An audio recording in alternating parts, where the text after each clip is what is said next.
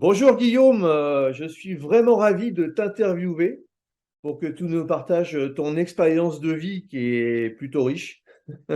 Tu as écrit un bouquin il y a quelques années qui s'appelle Adieu cancer. En 2018, tu as été touché par ce qu'on appelle le crabe. Et du coup, je voudrais que tu nous partages un petit peu ton expérience et puis que tu présentes à nos internautes la façon dont tu as pu régler ton problème sans penser qu'il y avait de plan B. Parce que finalement, c'est un petit peu, je dirais, l'antidote. Est-ce que tu peux nous décrire tout ça?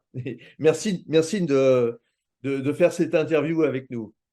Déjà, merci Thierry de m'inviter et puis ravi de partager autour de mon livre et puis de comment aussi j'ai vécu ça, et comment je l'ai vécu de l'intérieur parce que c'est ça aussi que raconte le livre. Je trouve que c'était important de permettre aux gens de savoir comment on vit de l'intérieur quand on a un cancer et puis quels sont les changements qui peuvent opérer en nous. Donc on va parler de tout ça pendant l'interview, je pense.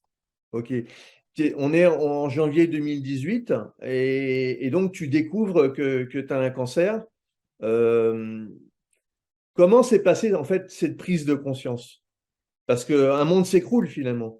Ouais. Alors en fait déjà tu as une première prise de conscience quand en fait j'ai eu deux cancers en même temps, ce qui est assez rare. D'abord un cancer des testicules, c'est ce qui m'a permis en fait de découvrir le deuxième. Euh, donc la première prise de conscience c'est quelque chose ne va pas sur mon corps, j'ai une grosseur quelque part, il y a quelque chose qui va pas et donc à ce moment-là on commence à entamer un parcours médical où là, effectivement, on nous annonce le tableau de plus en plus noir, où c'est pas un cancer des testicules, c'est aussi, vous avez des ganglions dans le ventre et ça ressemblerait à ce qu'on appelle un lymphome, c'est-à-dire un cancer du système immunitaire et des lymphocytes qui se produisent en grosse quantité de façon anarchique. Et donc là, effectivement, il y a ça qui arrive un peu comme un train de marchandises, hein, lancé à pleine vitesse. Là, ça vous éclate à l'intérieur.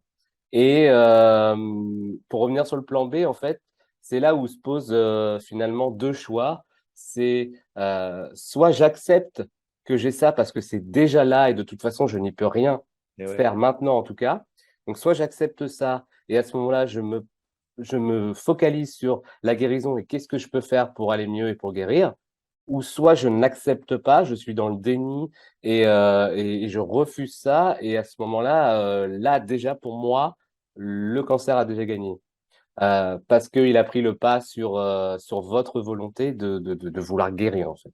Donc, c'est pour ça que je dis dans le livre, il n'y a pas de plan B, parce que si je me laisse, et que je laisse à mon cerveau une porte ouverte pour me dire, bah, peut-être que tu peux y passer, ce qui est l'éventualité, bien sûr, hein, Ouais. mais c'est quelque chose que je n'ai pas voulu envisager tout de suite. Et donc, la prise de conscience de il n'y a pas de plan B, elle a été là, quoi. Tout de suite, je me suis dit, OK, soit tu te bats, soit tu meurs, qu'est-ce que tu choisis?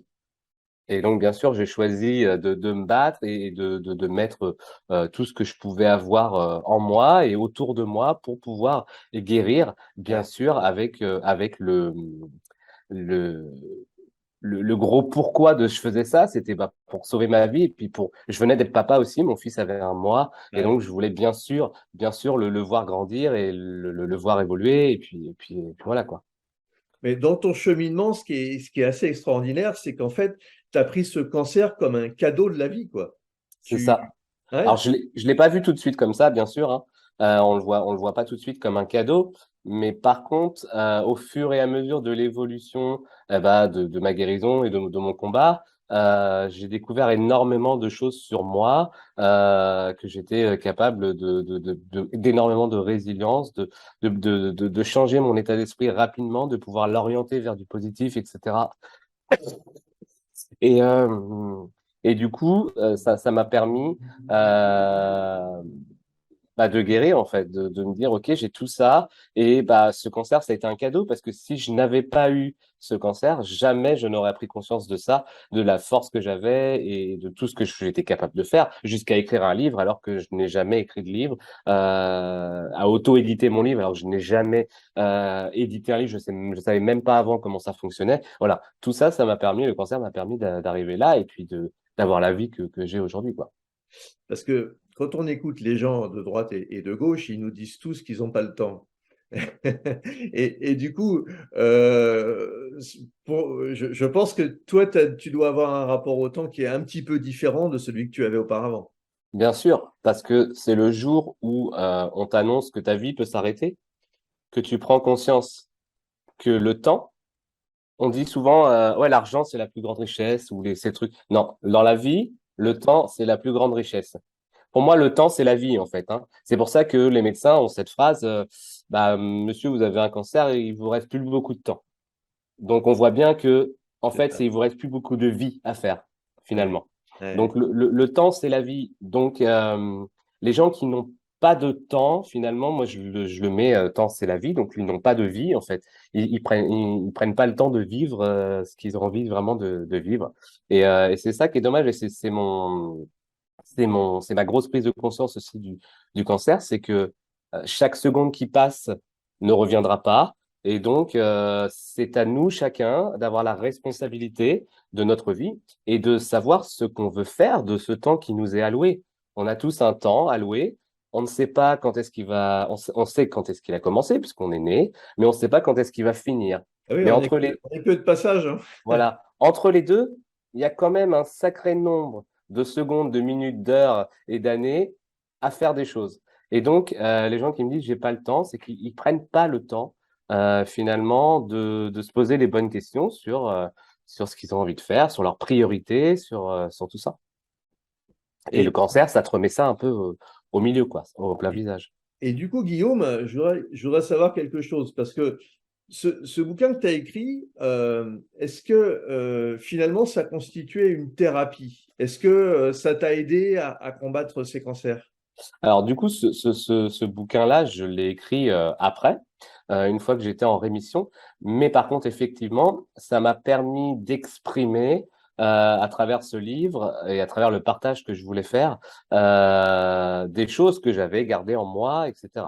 Et donc, ça a été une thérapie post-cancer de pouvoir, pour moi, ça a été une thérapie, et puis ça va permettre, et ça permet à des personnes de pouvoir aborder le cancer un peu différemment et d'essayer de donner des clés, en tout cas, pour le vivre le mieux possible, et puis vraiment se focaliser sur sa guérison et devenir acteur de cette guérison, Ouais. plutôt, comme je le dis toujours, devenir acteur de cette guérison plutôt que spectateur, en fait, de la maladie. Et c'était tout l'objet de ce livre. Mais effectivement, ça a été une thérapie post-cancer. Après, j'avais besoin d'écrire ça, de sortir ça de moi. C'est couché sur du papier. J'avais aussi ce besoin de tout le monde, de laisser un passage, une trace de mon passage sur Terre. Ouais. Voilà, ce livre est une trace de mon passage. C'est écrit. On dit que les textes restent, hein. Bah, et voilà, ce que j'ai vécu, ça va rester. Il y a des personnes dedans que je cite qui ne sont plus là aujourd'hui, mais ils seront éternels grâce à ce livre, tant que ce livre vivra et que des gens pourront le consulter et le partager. Et voilà. Ouais, c'était important pour toi de le faire, bien sûr.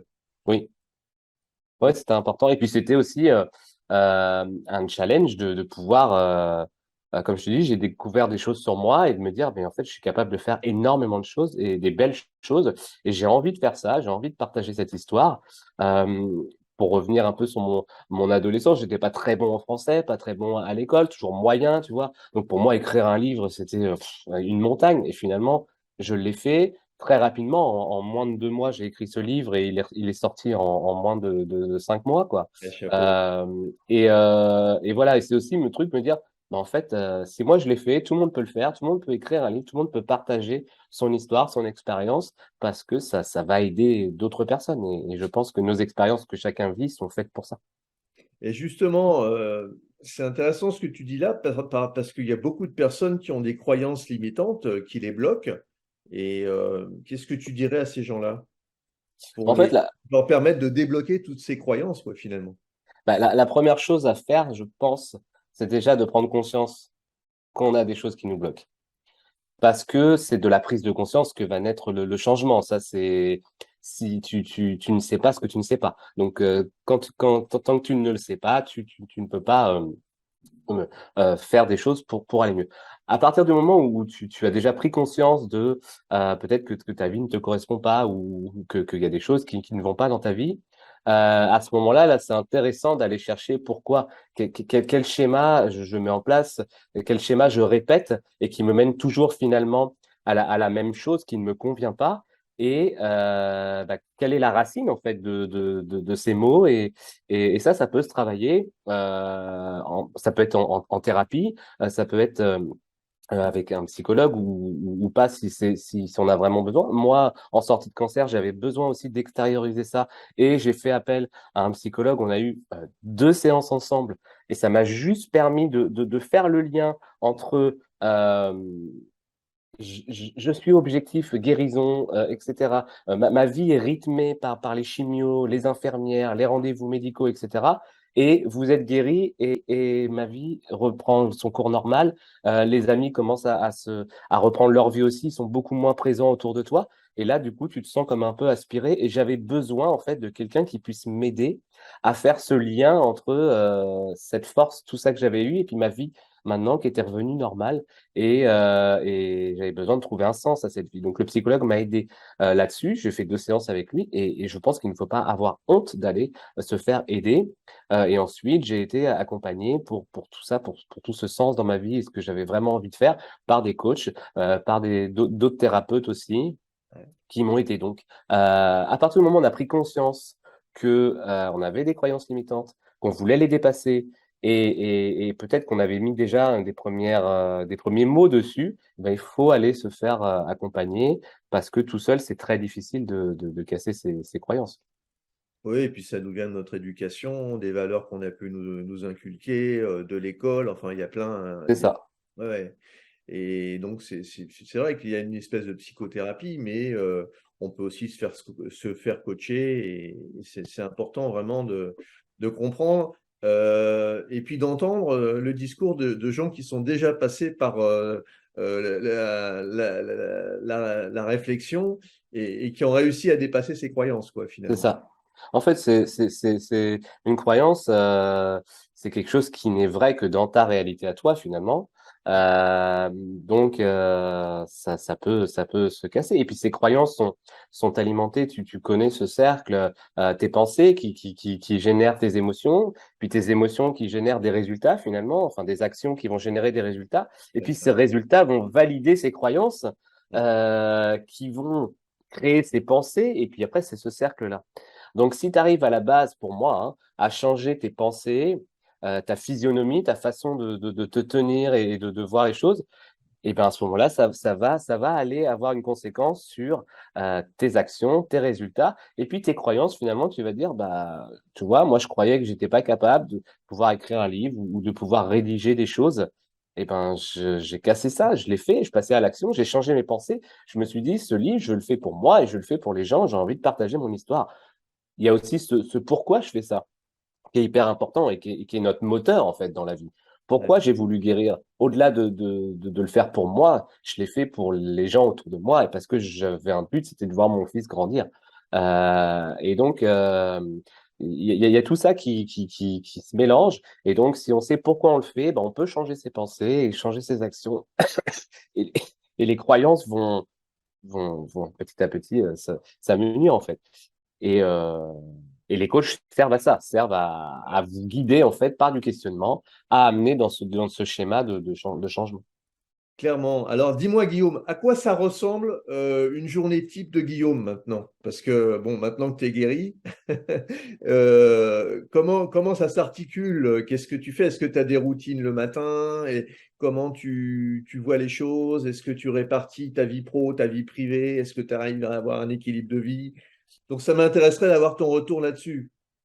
Oui, bien sûr. Alors, pendant la Ma journée aujourd'hui, mais je vais faire le parallèle pendant que j'étais malade, j'ai découvert que j'avais besoin en fait d'avoir des moments pour moi et des choses que c'était hyper important de prendre soin de soi, etc. Et Exact. aujourd'hui, c'est ce que je fais en fait dans mes journées. J'ai des moments pour moi, j'ai des moments pour les choses importantes de ma vie, c'est-à-dire ma famille. Et puis j'ai mon boulot. Aujourd'hui, je suis coach, hein, j'accompagne les personnes à développer leur activité. Selon elle, en partant d'elle et aussi en s'occupant d'elle. Et du coup, voilà, ma journée est rythmée à travers ça. Le matin, je me lève, c'est pour accompagner les enfants. Je prends ce temps-là d'accompagner les enfants à l'école, c'est important.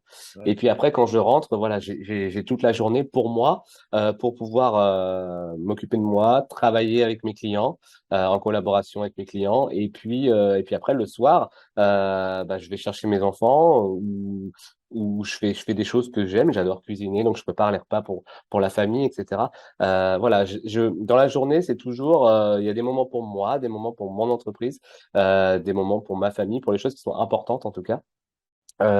Et donc, tu parlais de l'équilibre vie pro, vie perso. Pour moi, il n'y a pas ce truc d'équilibre en fait. Parce que pour moi, l'équilibre, c'est instable. Si je mets comme ça et que je mets la vie pro et la vie perso avec l'équilibre au milieu, si je suis trop perso, bah, ça va être comme ça. Si je suis trop pro, ça va être comme ça. Et puis si j'ai les deux, ça va être comme ça, mais si j'en enlève un des deux, est-ce que ça va pas tomber? Donc en fait, pour moi, il n'y a pas vraiment l'équilibre à avoir. C'est les deux doivent être présents et doivent s'entre-chevaucher en fait dans la journée. Ouais. Des moments pro, des moments perso, des moments pour soi, et essayer de faire ça bah, tous les jours de façon régulière. Après, dans mes agendas aussi, je réserve en fait des sessions où là, je travaille, donc c'est des sessions où je suis focus pendant 2, 3 heures sur ce que j'ai à faire. Et autour de moi, on sait que bah, il faut pas me déranger et que je serai disponible à un autre moment. Bah après ça, le temps et la gestion du temps, ça c'est ton sujet, donc tu connais ça très bien. Mais voilà un peu comment je le fais aujourd'hui. Et puis tu disais les routines. Euh, j'ai pas vraiment de routine. Aujourd'hui, tous les matins, je me lève, je fais de la méditation. Je l'ai beaucoup fait. Mais ça ne me correspond pas. C'est-à-dire que je vais le tenir sur quelques temps et puis après je vais l'arrêter. Aujourd'hui, je me connais très bien. C'est aussi une conséquence hein, du cancer, c'est que j'ai appris à me tourner vers moi et à me connaître et à savoir ce que j'avais besoin Mhm. et à écouter mes besoins. Et du coup, bah, quand je sens que j'ai besoin de méditer, bah, je vais méditer. Quand je sens que voilà, soit au boulot ou voilà, il y a un stress particulier, eh ben, je vais me tourner vers un outil que j'adore, qui est la cohérence cardiaque. Voilà, où je vais faire de la respiration un peu profonde, etc. Et je vais utiliser, en fait, un peu une trousse à outils, quoi. Et je vais utiliser les outils quand j'en ai besoin pour tout de suite, en fait, aller casser ce petit truc qui peut mettre en mal soit ma santé mentale ou physique, etc. Parce que je sais quelles sont les conséquences si tu ne t'écoutes pas. Les conséquences, c'est que ça, additionné à ça, à ça, à ça, à ça, à ça, fait qu'un jour, ça s'exprime pas et c'est cristallisé. Et pour moi, voilà, c'est le cancer vient de là, en fait. Oui, absolument. Mais tu l'expliques bien dans ton livre. Et c'est vrai que c'est important d'en prendre conscience que effectivement le plus gros travail, il vient de l'intérieur et pas de l'extérieur. C'est la façon dont tu vois le monde. Et moi, j'aime beaucoup tu sais, cette équation qui dit E plus A égale R. C'est-à-dire que les événements que tu peux avoir, les E, euh, et puis l'action ou la réaction que tu peux avoir par rapport à ces événements font que tu vas avoir des résultats différents ou non, quoi. C'est ça. Et ça, c'est vraiment important, hein. Il faut avoir le focus et être concentré sur ce qu'on veut réaliser pour que ça fonctionne, tout simplement. Dis-moi, j'ai ouais, deux dernières questions. Allez, Mhm. si c'était à refaire, Guillaume, euh, comment tu t'y prendrais? Est-ce que tu changerais quelque chose par rapport à ce que tu as vécu? Franchement, non, je changerai rien du tout. je changerais rien parce que bah, aujourd'hui, je suis moi, en fait. Je suis vraiment moi et ça m'a appris à être moi et comme je leur dis, à écouter mes besoins, etc. Euh, après, tu sais, quand tu évolues, quand un événement comme ça te fait revenir à des priorités, etc., tu vas perdre un certain nombre de choses autour de toi, notamment des amis ou des choses comme ça Ouais, qui ouais. ne comprennent plus, en fait, tes aspirations, tes priorités, etc. Mhm. Et peut-être que si j'avais à le refaire en connaissant ça, j'essaierais peut-être de mieux expliquer pourquoi mon évolution et pourquoi je souhaite aller vers ces priorités, etc. Parce que c'est vrai que euh, aujourd'hui, on a perdu des choses autour et des fois, c'est vrai que on se dit, bah, c'est dommage, tu vois, voilà. Je comprends. Ouais. Et est-ce que tu penses que la réussite, elle est liée au fait d'avoir comme toi, un cancer ou d'avoir une prise de conscience suite à un événement tragique ou compliqué? Bah, après, l'idéal, c'est de ne pas arriver là, en fait. C'est de ne pas arriver à ces événements.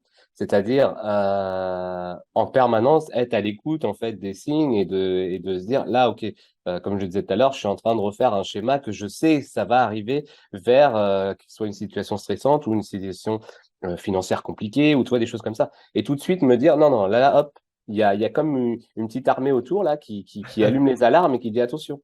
Ouais. Là, tu es en train de refaire les mêmes schémas, donc change tout de suite de choses, parce que sinon, tu sais très bien que ça va amener là. Et puis bah, si tu ne l'écoutes pas, effectivement, la vie t'envoie toujours des signes, des signes, des signes, des Ah, signes, jusqu'au moment où il dit, bon, écoute, il ne comprend pas. À ce moment-là, ça, on va aller très clairement, et boum, et là, il te colle vraiment une, euh, une situation qui est compliquée. Après, moi, aujourd'hui, ma croyance, c'est que euh, la vie t'offre des situations que tu es capable de dépasser. d'accord. Ok. Ouais.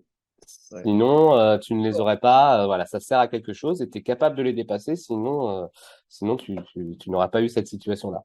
Donc, aujourd'hui, moi aussi, quand il m'arrive quelque chose, et bien à ce moment-là, je me dis, OK, je Hmm. suis capable de la dépasser. Et j'essaie aussi de trouver le début. C'est pourquoi la vie m'offre cette situation-là? Quel est le message derrière?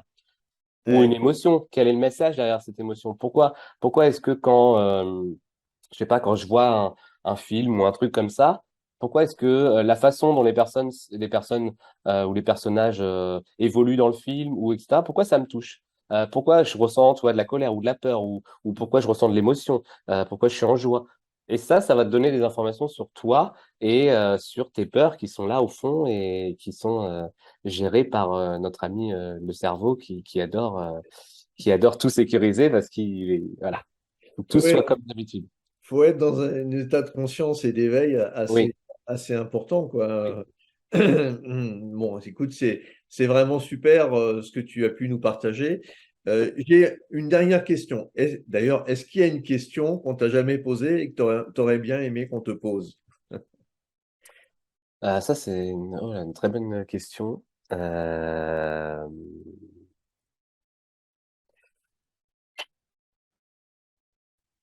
c'est une très bonne question. Là, je n'ai pas la...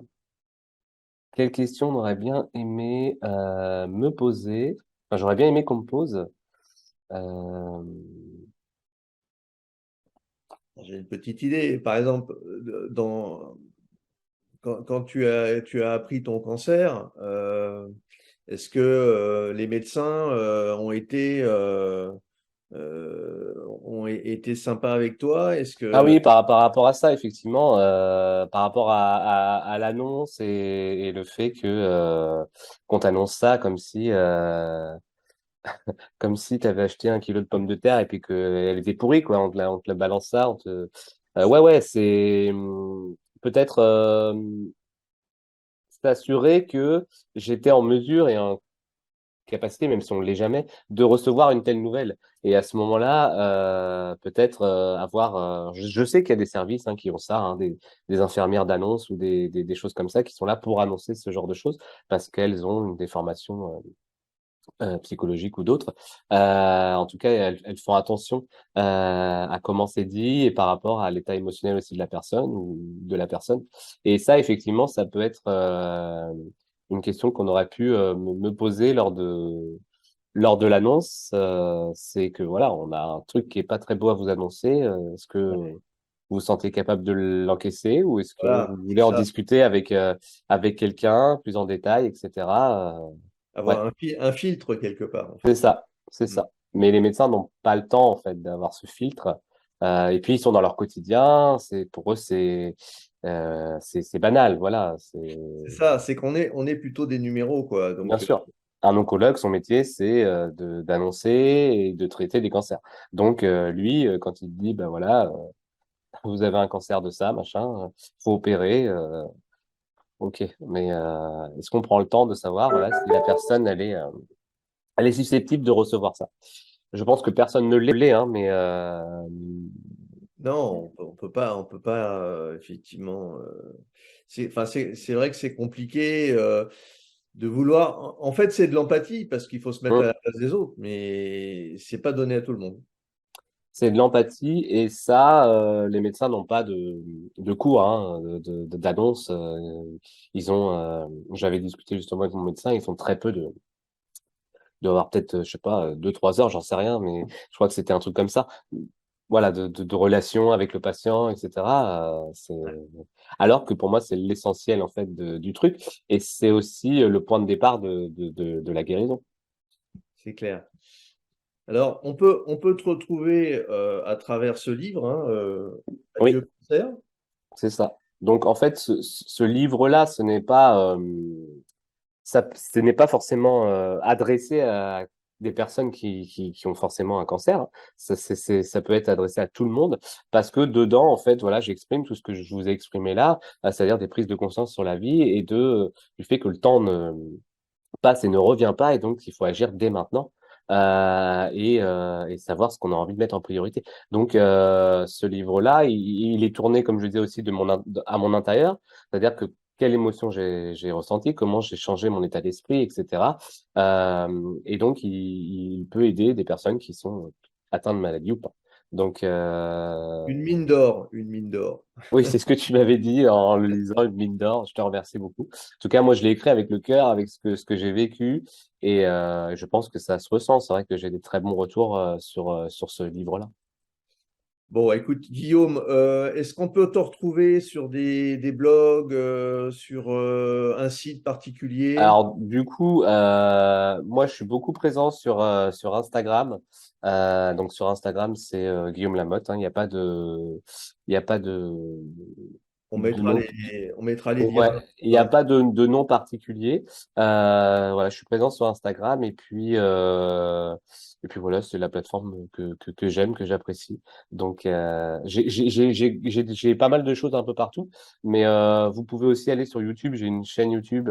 Alors il y a très peu d'abonnés, mais c'était pas l'objectif en fait de cette chaîne-là. C'était j'ai autour du livre, j'ai construit en fait une série qui s'appelle Parole de lecteur et où j'interrogeais les personnes qui avaient été importantes pour moi autour de ce livre. Et du coup, je leur demandais de choisir un extrait dans le livre que je ne connaissais pas à l'avance. Et on discutait, ils lisaient cet extrait et on discutait après de cet extrait de ce que eux avaient ressenti. Et du coup, moi, je disais aussi ce que j'avais ressenti et pourquoi Ah, chouette, chouette. j'avais écrit ça. Donc ça, vous pouvez le retrouver sur ma chaîne YouTube, dans la catégorie Adieu cancer, vous avez ça. Et puis j'ai quelques podcasts aussi un peu plus généraux sur l'entrepreneuriat et Écoute, le on développement mettra tous ces personnel. liens dans la description, ce qui fait qu'on pourra te retrouver directement sur Instagram et sur la chaîne YouTube. Très bien. Merci Thierry. Bah, écoute, je te remercie beaucoup, Guillaume, parce que c'est vraiment génial d'avoir pris du temps justement pour expliquer pourquoi le temps est précieux. Oui, Et vraiment, j'ai adoré cet entretien. Bah, c'est plaisir partagé, hein, et puis comme je le dis, pensez, le temps c'est la vie vraiment. Donc chaque fois que vous perdez du temps avec quelqu'un qui n'est pas bon pour vous, qui vous prend votre énergie, pensez à ça, c'est qui vous prend aussi votre vie. Donc voilà, ça sera le mot de la fin. Pensez que le temps c'est la vie et on est sur la chaîne de Chronos, donc ça tombe très très bien. Écoute, je te remercie beaucoup, Guillaume, et je te dis à bientôt. Salut, Merci Thierry, à bientôt. ciao, ciao.